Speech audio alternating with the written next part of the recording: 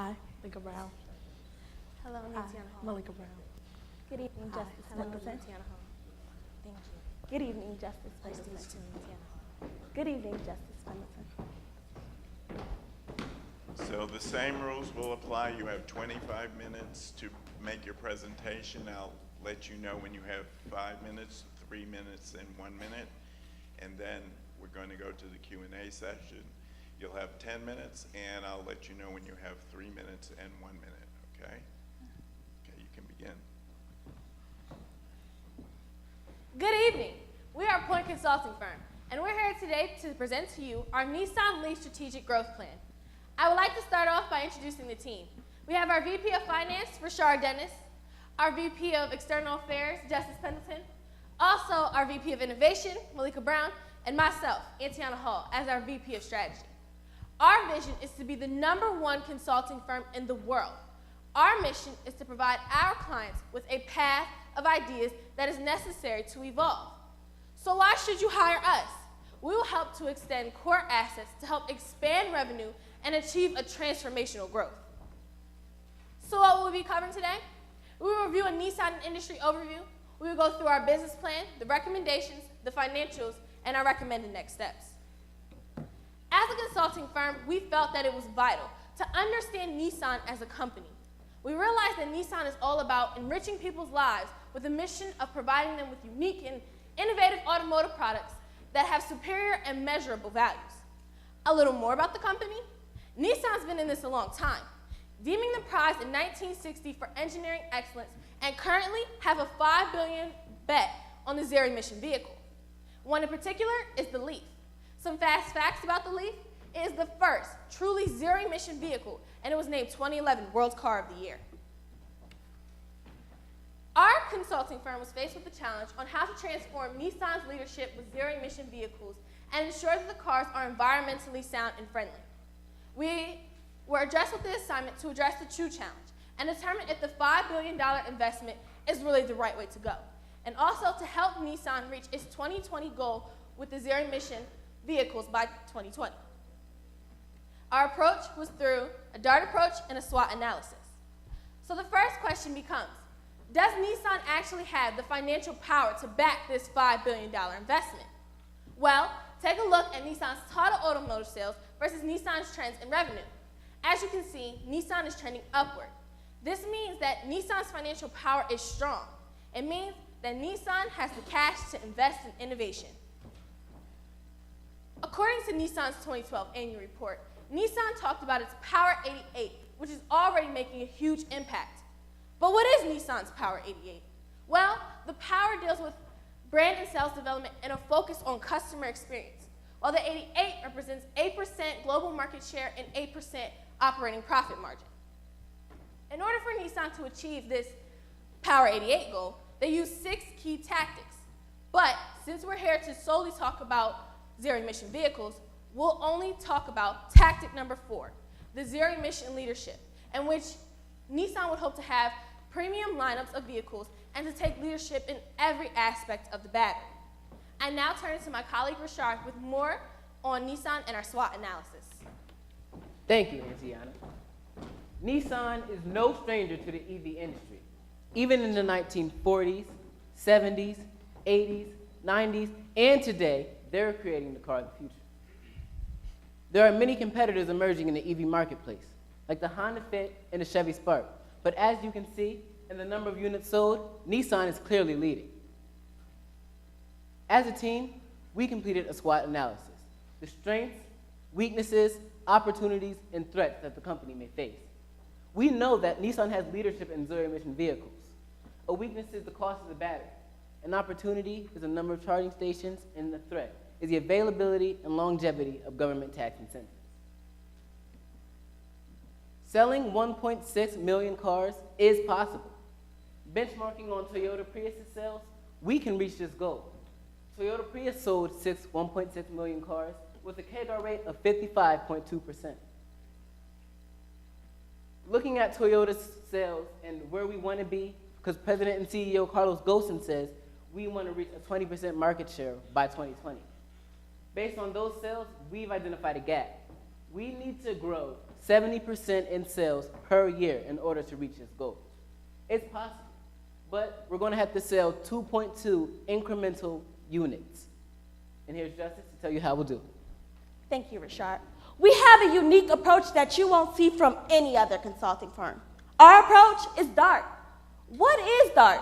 The greatest obstacle to achieving a joint plan is defining the true problem to solve and the best solution to solve it. Simply put, DART is our approach to solving problems. We define the problem, assert a solution, refine our data while translating it into a story. Now, DART is 4 easy, simple steps.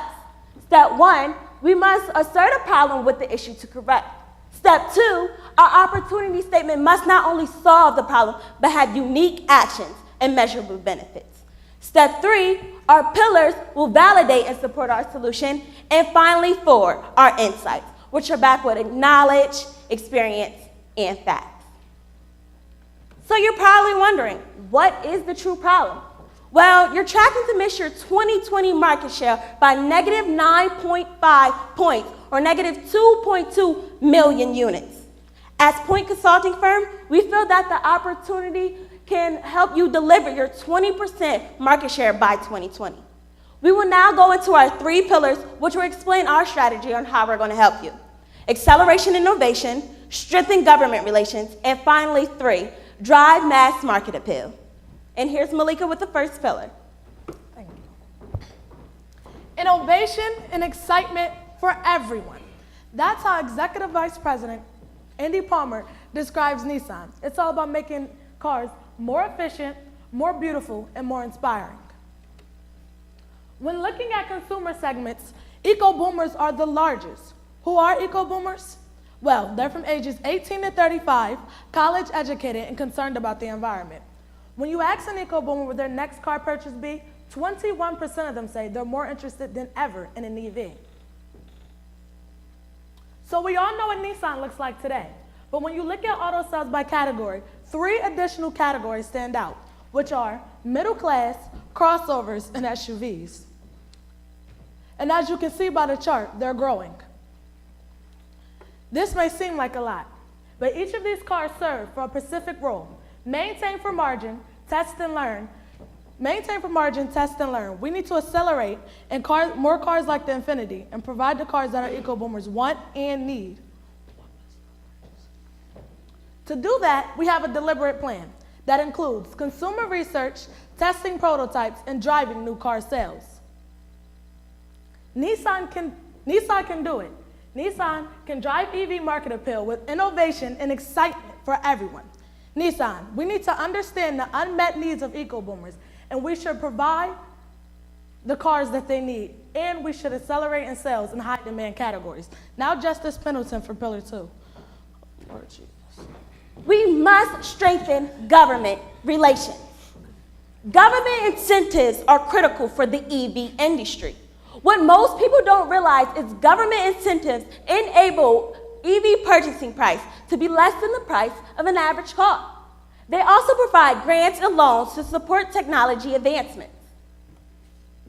28 states have monetary and non-monetary incentives that include HOV lane access and parking incentives. 13 states are pending legislation.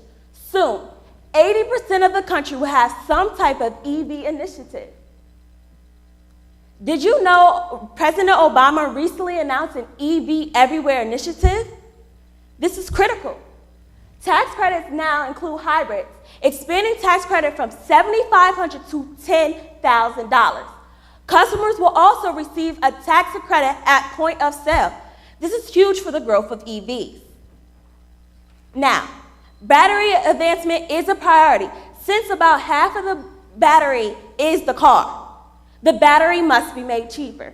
By partnering with top engineering schools to help drive R&D sales, we can help deliver and establish a pipeline of future employment. EV adoption is good for everyone, and collaborations are critical.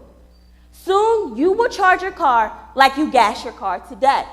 Expanding infrastructure is key, and by partnering with organizations, we can help drive economy of scales like high components like the battery.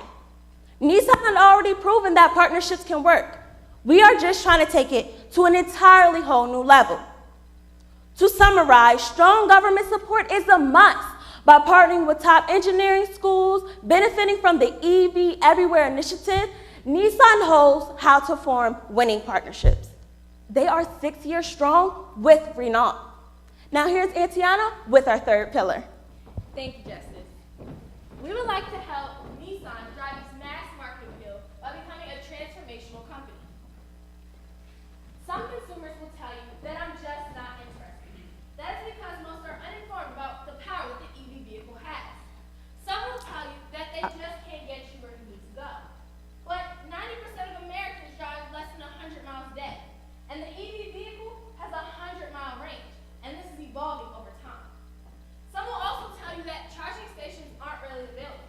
But sir, how many charging stations do you think are currently less than 5 miles away from Bentley College? Anyone in the audience know?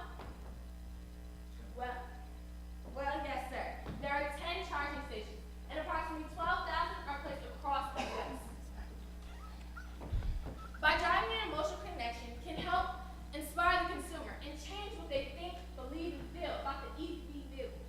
The consumer is all about saving me money with EV costs and maintenance fees, saving me time, a peace of mind, no hassle, rewarding me with incentives, and that look at me feel. I'm unique and modern, and I'm a part of a community that gets it. The Leaf vehicle is taking the power from the pump and giving it back to the consumer. Did you know that for every dollar you spend charging your Leaf vehicle, it's $6 that one was spent on gasoline? The EV vehicle is saving money with every mile. We are a multitasking society, but by affirming that the EV charging can be a part of everyday life, will help to save the consumer time. Take a look at the share of trips by purpose in the United States. Most consumers spend their time traveling to and from work, shopping, and visiting friends and family. But by providing charging stations with companies like Best Buy, Target, Costco, and Walgreens, you're allowing the consumer to shop and charge at the same time. This is a huge idea, and it needs to be expanded on. So, as a consumer, what will motivate me to buy the Leaf EV vehicle? Well, my friends and family will admire the amount of money that I'm saving. People will notice my perks like reserved parking, and they'll know I'm doing the right thing for the environment. And I'll be a part of a family and community that gets it. By tying consumer incentives will help to set the company's priorities straight and let the consumer know that Nissan cares. But we have to keep in mind that a company is only as good as its employees. So by tying sales rep commissions with the Leaf EV vehicle goals will help to drive the behavior and offer the best customer experience. So, what's the big idea? In order to appeal to the mass market, you must transition to where the mass market is. This is why we believe partnering with Zipcar will help to be not only beneficial but vital for mass market appeal. It will help to target the eco-boomers in two main places, bus stops and universities. This way, we can offer convenience and strong exposure and drive the trial and future sales. Bentley University already has Zipcar in place. Why not make a Nissan Leaf one? Transformational marketing will provide a massive market advantage. We can change the game and transform what people believe, think, and feel about the EV vehicle. And now pass it to my colleague Rashard for our financials. Thank you, Antiana. I'm the numbers guy, so let's get to it. Based upon our recommendations, we believe that we will reach the 20% market share goal by 2020. However, benchmarking on Toyota Prius sales, we won't reach that goal by 2016. Don't worry, Point has a plan. We will be able to help you sell 2.2 million vehicles in incremental sales. In order to do so, we will be getting a return on our $5 billion investment placed on EV cars. Our goals are realistic. Dealerships, Nissan and Renault both have 10,000 dealerships worldwide. What does that mean for Nissan? That means that by 2018, if we sell 30 cars per dealership, we'll reach our goal. Our marketing plans are tied to each of our pillars. Malika talked about innovation and bringing new cars that the consumers want and need. Justice talks about government incentives, making the car cheaper. People will buy our car. And Antiana talks about strengthening our relations with the customer. We're going to inform them and keep them connected. Point will drive our revenue, $33 million in increment revenue. We will grow our mass profit rates and our operating profit rates at a 50 percentile range. And lastly, we want Nissan to have realistic goals. So we need to reset our 2016 target rate because that is not a realistic goal. We can't reach that. But if we use Point's proposed marketing plan, we will be able to sell 2.2 additional vehicles by 2020.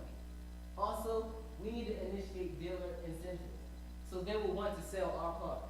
And lastly, Point has realistic goals, and we will be able to help Nissan reach their 20% market share target. And here's Antiana with her summary. Thank you, Rashard. So what are our next steps? We would like to have our bid status and award confirmation in Q3 of 2013. Our timing, process, and budget alignment would like to be in place in Q4 of 2013. We would like to implement our plan in years 2014 to 2020. Through our DART approach and our financials, Point Consulting Firm believes that we have provided Nissan with the best strategic plan for the assignment. We address the challenges with our three main pillars: accelerating innovation, strengthening government relations, and driving mass market appeal. And in case the memo hasn't been set yet, yes, Point Consulting Firm agrees that the $5 billion investment is the right way to go. If Nissan's president and CEO is behind it, so are we. And our VP of Finance, Rashard Dennis, has provided us with a financial forecast. So in conclusion, Nissan will drive EV market appeal with transformative technology, innovation, and design. And Nissan knows how to form winning partnerships. And finally, we can change the game and transform what people think, believe, and feel about the EV vehicle. I would like to now take you back 10 years ago. Who would have thought that they would pay $5 for a cup of coffee, and that smartphones would become the phone that everyone just has to have? Now I'd like to take you 10 years from today, where Point Consulting Firm knows that Nissan can take the lead vehicle, where everyone walks around with a leaf smile. I'd like to leave you with a quote from our president and CEO, Carlos Ghosn. The time is right for electric cars. In fact, the time is critical. Point Consulting Firm understands this. We get it. By hiring us, we will help to keep not only the leap, but Nissan on point, with a path of ideas that is necessary to evolve. Thank you.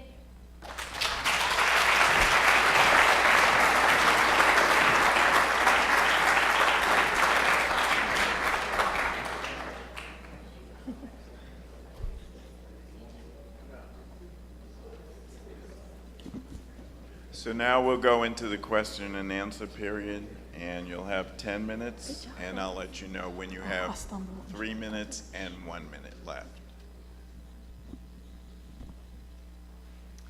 Great job, thanks. You answered the question, yes, that the $5 billion spend is the right spend. And you talked about your marketing plan. Can you tell me geographically where are you planning to make those investments? Most of your conversation was around the U.S. market, but we're talking about a global solution.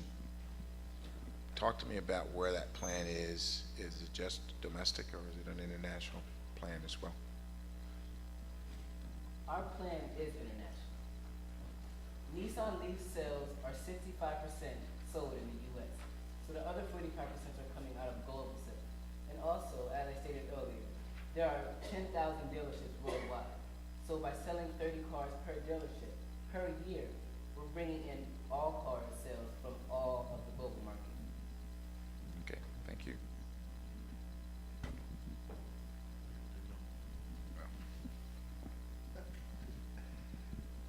Again, great presentation. I'm looking at the projections for the automobile sales, and there seems to be a great discrepancy as to what different car manufacturers and experts think about the future of car sales. How much confidence do you have in the projections that worldwide will be selling 116 million cars by 2020? Can you rephrase your question, Oh, sir? sure.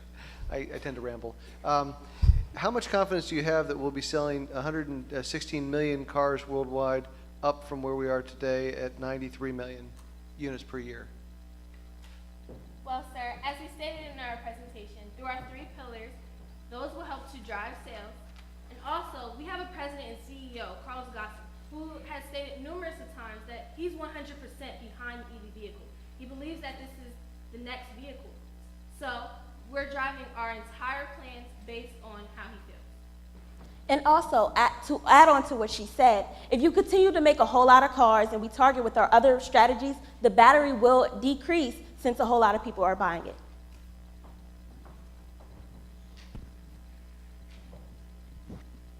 Let me also congratulate you on a great job on your presentation. You used the term the echo boomers, and that you believe that their next purchase of a vehicle will in fact be an EV. Did you in your analysis identify when their next purchase would be and where they currently are in the purchase cycle? Are they, driving a car now that's 2 years old and that's going to be delayed? Any work in your analysis as to when the next purchase would be as opposed to just a general statement? Our analysis was based on what the eco-boomers are all about. Eco-boomers are based from the ages 18 to 35. They care about the environment, and this was our whole basis of why to target eco-boomers. There's also a point in your presentation where you talk about saving cost. Did you do any work in terms of battery replacements for your EVs?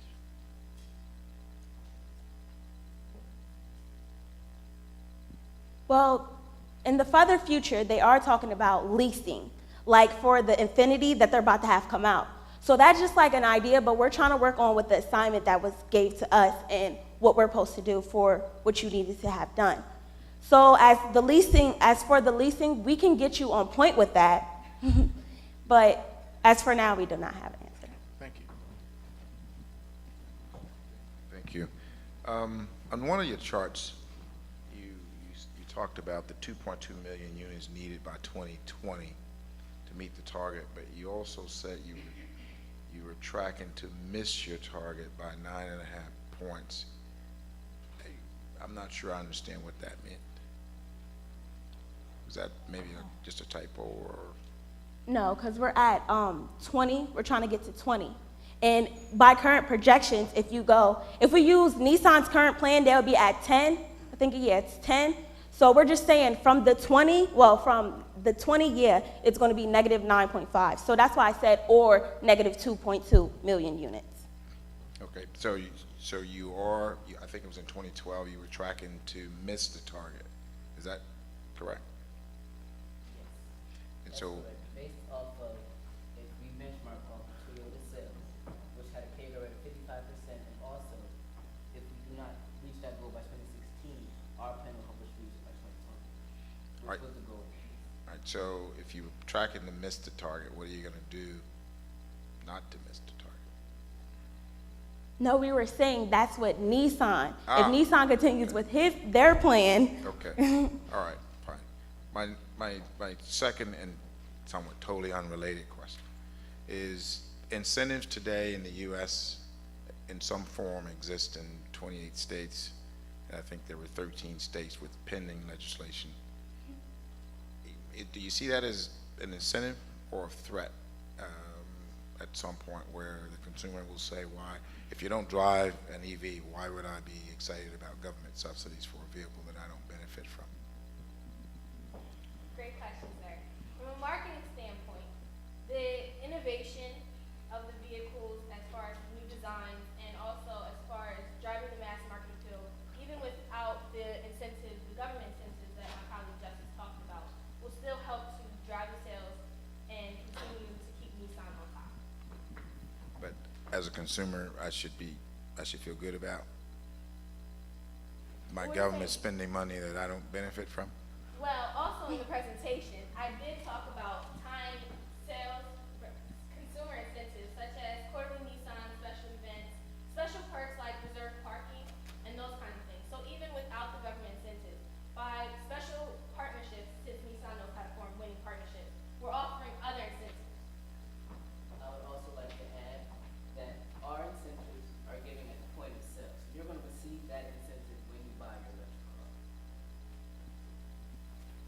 kind of a follow-up to Jesse's point, which is as you reach the magic 200,000 unit mark, the U.S. incentives as they are now currently go away, the 7,500 maximum credit. How will that impact your sales going down the road, or will your marketing event have overcome that resistance, the $7,500 benefit? Well, whether we have the incentives or not, there's still the incentives are based on like mostly like the parking lanes or the charging stations that they have. We're talking about, like, as my colleague said, you mostly charge your car at home, so we don't feel as though like that would be a problem if it came rid of it. And to go off what my colleague said, our whole solution wasn't just based on the government incentives. We used 3 other strategies to help balance in case one fell back on the other. Fair enough.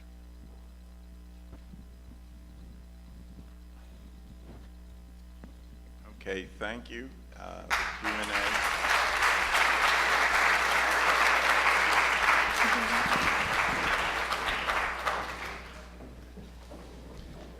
Thank you. Thank you. Thank you. No. Thank you. Thank you.